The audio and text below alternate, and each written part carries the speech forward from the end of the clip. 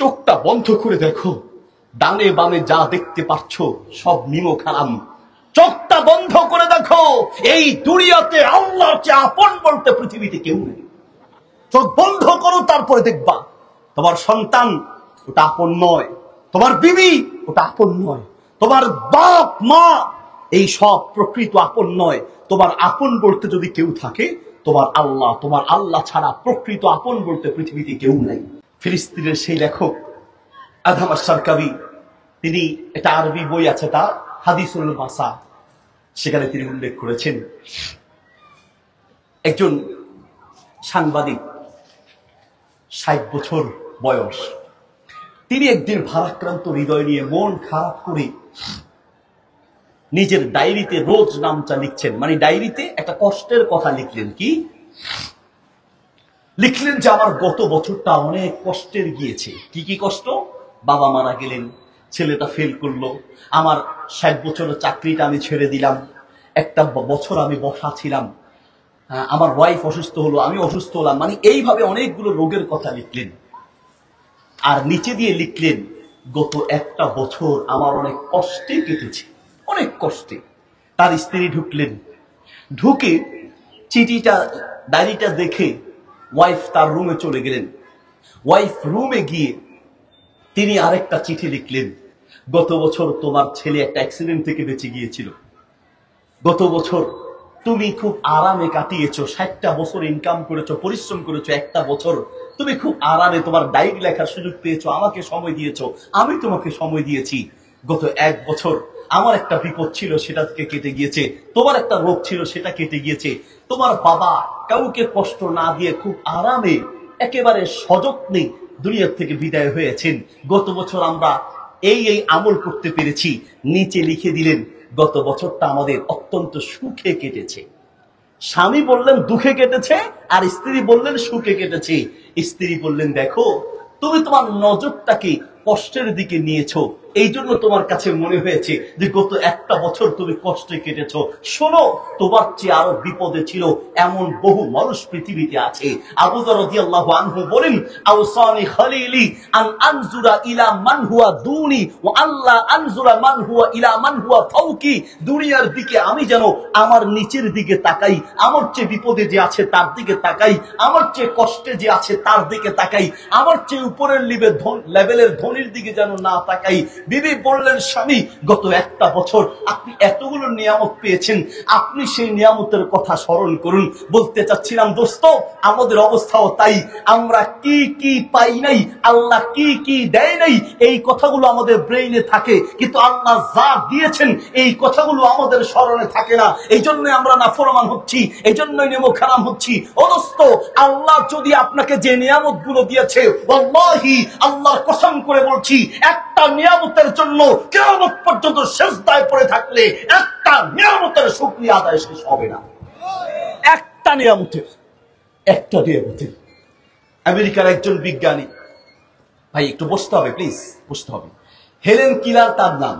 Helen Keller চোখে দেখে না, শরীরের অনেকগুলো অঙ্গ প্রত্যঙ্গ নাই, অমুসলিম। তাকে দেখে সাংবাদিকরা প্রশ্ন করছেন, আপনার স্রষ্টা আপনাকে চোখ দেয় নেই, কানেও ঠিক মতো শুনতে পান না, হাতে পায়ের অনেকগুলো অঙ্গ প্রত্যঙ্গ ঠিক মতো নাই, আপনার স্রষ্টার প্রতি আপনার কি কি অভিযোগ আছে একটু বলেন। আপনার স্রষ্টার প্রতি কি কি অভিযোগ আছে, অভিযোগগুলো একটু বলেন।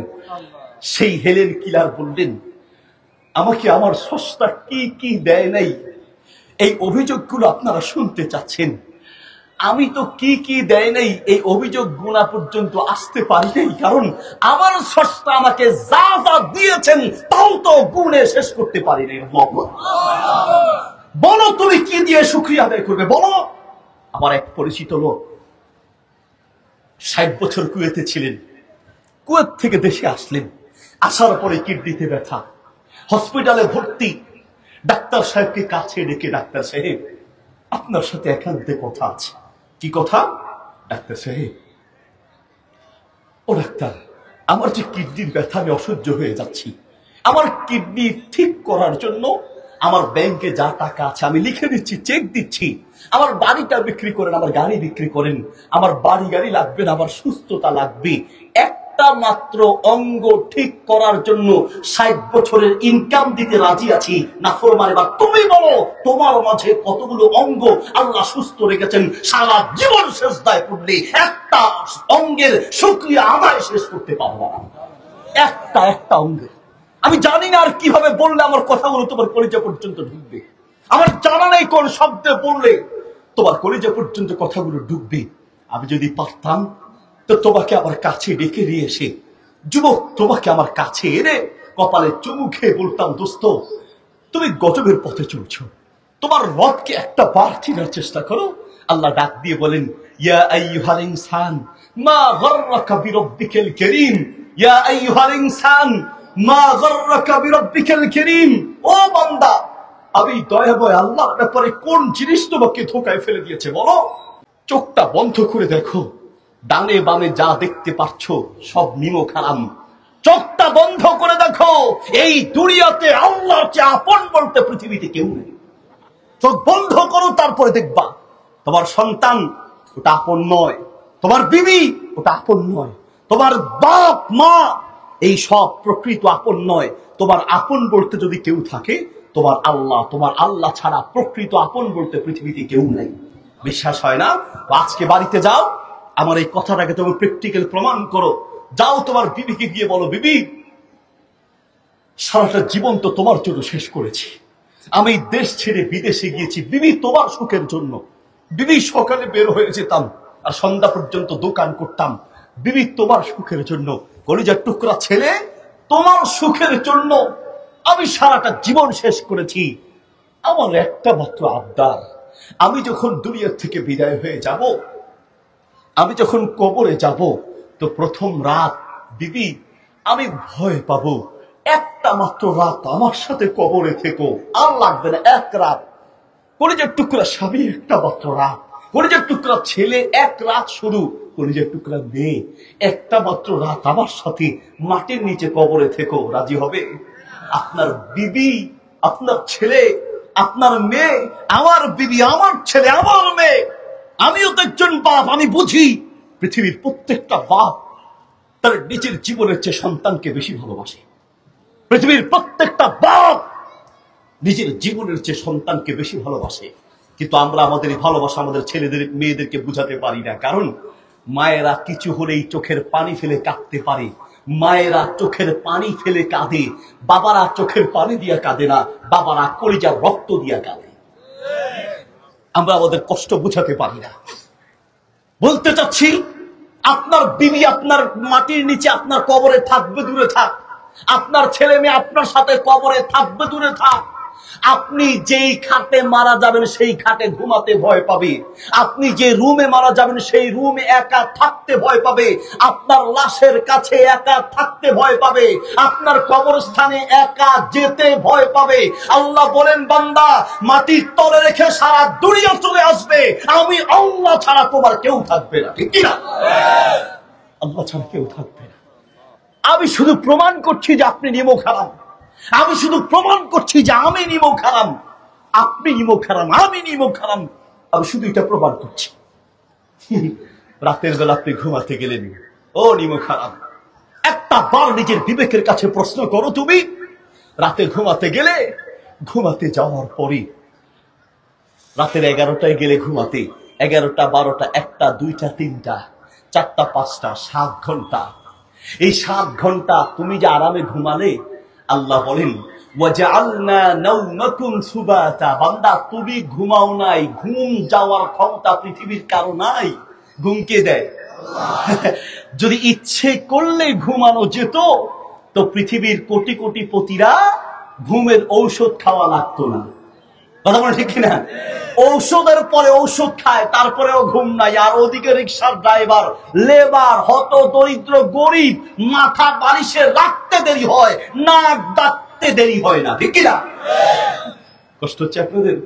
ঢাকা শহরে আমি মাহফিল শেষ করে আসছি, তো রাত হয়ে গেছে। কমলাপুর রেল স্টেশনের সামনে একটা দেয়াল আছে, ওয়াল, ওয়ালের পাশে কিছু মানুষ থাকার জায়গা নেই। আপনার তো মানে কৃতজ্ঞতা নাই, আপনার থাকার টিনের ঘর আছে, আমার বিল্ডিং নাই কেন? বিল্ডিং একতলা হলে 5 তলা নাই কেন? আপনি সেদিকে তাকান, ওই দিকে তাকান, থাকার জন্য একটা ঘর নাই। স্টেশনে ঘুমায়, স্টেশনে। তো দেয়ালের পাশে ড্রাইভারকে বললাম একটু থামেন, বলছে হুজুর জায়গাটা খারাপ, থামা যাবে না। আমি বললাম তাহলে স্টার্ট চালু রাখেন, একটু দেখি। আমি কিছু মানুষ ঘুমাচ্ছে আর আমি তাকায় দেখছি। মাঝে মাঝে মানুষগুলোকে দেখতে যাবেন। আমি রাস্তায় কোনো অ্যাক্সিডেন্ট করা গাড়ি দেখলে আমি ড্রাইভারকে বলি একটু আস্তে টানেন, একটু থামেন। আর সেই অ্যাক্সিডেন্ট করা গাড়ির দিকে তাকায় আর নিজেকে প্রশ্ন করি, নিজেকে বলি যে অ্যাক্সিডেন্ট করে যে লোকটার মাথা আলাদা হয়েছে, যে লোকটা অ্যাক্সিডেন্ট করে মগজ বের হয়েছে, অ্যাক্সিডেন্ট করে যার হাত এক জায়গায় পা এক জায়গায়, অ্যাক্সিডেন্ট করা গাড়ি থেকে যে লোকটাকে কেটে কেটে কেটে কেটে বের করছে, ওই লোকটা তুমিও হতে পারতে, আমিও হতে পারতাম, ঠিক না? তোমার আল্লাহ দয়া করে তোমাকে বাঁচিয়ে রেখেছে। সেই অ্যাক্সিডেন্ট করা রোগী তুমিও হতে পারতে। অনেকে সিএনজিতে সামনে বসে না কেন? অ্যাক্সিডেন্ট হলে ডান পাশে বসে না। না, বাম পাশে হইলে বলেন, নাইলে উঠবো না। কেন? ডান পাশে বসলে সে অ্যাক্সিডেন্ট হতে পারে। তুমি সতর্ক থাকছো, অথচ এমন বহু সিএনজি ড্রাইভার। আমার এক বন্ধু মাঝখানে বসছে, মাঝখানে অ্যাক্সিডেন্ট করছে, বাকি 4 জন ঠিক আছে, মাঝখানের জন মারা গেছে। শোনো বন্ধু, কি দিয়ে তোমাকে বুঝাই? মৃত্যু আল্লাহর হাতে, কখন কাকে কিভাবে আল্লাহ যে মৃত্যু দেয় সেটা তুমি কল্পনা করতে পারবা না। বলতে চাচ্ছিলাম, ড্রাইভারকে বললাম ড্রাইভার সাহেব একটু থামান। দেখলাম একজন ঘুমাচ্ছে, গায়ে দামি কোনো কাঁথা নাই, সালার বস্তা, মাথার নিচে ইট, কিন্তু কি আরামের ঘুম তার। এক কোটিপতি মসজিদ থেকে বের হয়, তো বের হওয়ার সময় দেখে যে বারান্দায় এক পাগলা সালার বস্তা গায়ে দিয়ে ঘুমায়। ইমাম সাহেবকে ধরছি, ব্যবসায়ী একটু কাজ করেন, কি এই সালার বস্তাটা নিয়ে দেন, আর বিনিময়ে টাকার বান্ডিল হাতে দিয়ে বলছে টাকাগুলো নিয়ে দেন। এই টাকা, এগুলো কি আমার টাকা না কার টাকা? আমার নাকি? আচ্ছা যাই হোক, তো টাকার বান্ডিল গুলো হাতে দিয়ে বলছে যে টাকাগুলো তাকে দেন, সালার বস্তা নিয়ে দেন। ইমাম সাহেব পাগলাকে বুঝিয়ে টাকাগুলো হাতে দিয়ে তারপরে সালার বস্তা ওই আঙ্কেলকে দিল। আঙ্কেল নিয়ে গেল। রাতের 2টা-3টা বাজে পাগলা উঠে ইমাম সাহেবের কাছে গিয়ে, ইমাম সাহেব উঠেন, আমার ঘুম নাই, আর আপনি ঘুমাবেন, হবে না। কি হয়েছে?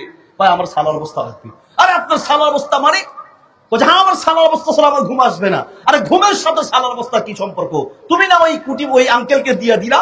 বলে না, কোনো কথা নাই, ওই সালার বস্তা ছাড়া আমার ঘুম আসবে না। আঙ্কেল নিয়েছে, উনি মনে করছে যে সালার বস্তা গায়ে দিলে ঘুম আসে। পাগলার ঘুম নাই। কেন ঘুম নাই? বলছে টাকার বান্ডিলটা দিছেন, লুঙ্গির প্যাচে রাখছি, সারা রাত ধরে ঘুম নাই, টেনশনে, চোর আসবে না, ডাকাত আসবে, টাকা কেউ নিয়ে যায় কিনা, এই টাকার টেনশনে আমার ঘুম নাই। আরে শান্তি আর আরাম টাকার বান্ডিলে, অর্থ সম্পদে নাই। শান্তি আর আরাম আসমান থেকে, আল্লাহর পক্ষ থেকে আসে, ঠিক কিনা?